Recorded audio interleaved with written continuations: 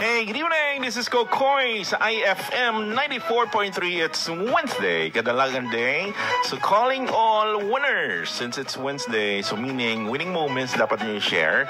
Calling all winners. Okay, kamo ba? May mga winning moments. Kamo da, tell me your wins from today, yesterday, or this week. So text them to 0912-718-7011 and let's celebrate ang mga wins niyo tonight. So asa lang ko din 9 p.m. Okay, so sa mga interesado naman sa martial arts.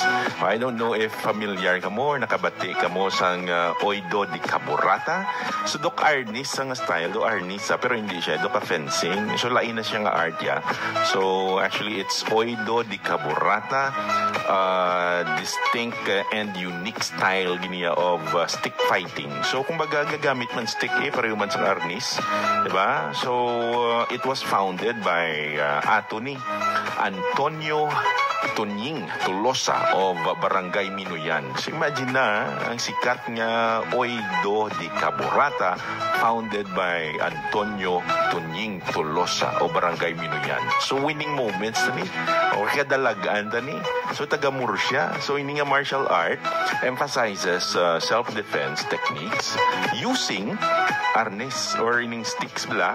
Oido de Caburata. So ang ini siya nga martial arts gained recognition beyond the Philippines. Hindi lang kay diri sa aton, kundi ang mga practitioners ini of this style have reached as far as Germany, Boston, America, and sang inila nga recently ang mga masters ang ginimo nila, ang masters ang ining martial art, ang mga expert of this arnis style have gathered again, nagtililipon for training and sharing. Si imagine na blakatakom, no? So the style reflects a strong tradition of Filipino martial arts with practical applications. So ang tawag sininga martial arts Oido de Caburata. So nag-promote ni isang cultural heritage through its unique fighting techniques, and ang pagtililipon ni sa mga masters ni the reunions of the masters, so strengthen the community and spread knowledge internationally. So sa mga interesado sa mga fans and learners nga sa ining martial arts are encouraged to watch out for upcoming activities and demonstrations related to this art. Okay, so bantayan mga updates. Though wala pa ko sa specific na time, pero bantayan nyo kayo from time to time.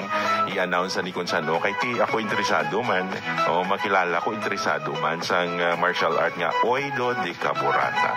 Aton giniya, founded by Antonio Tonying Tolosa of Barangay Minuyan, Murcia. So winning moments na ni, kadalagaan na ni. 6:55 already. This is Kokoy sa IFM 94.3.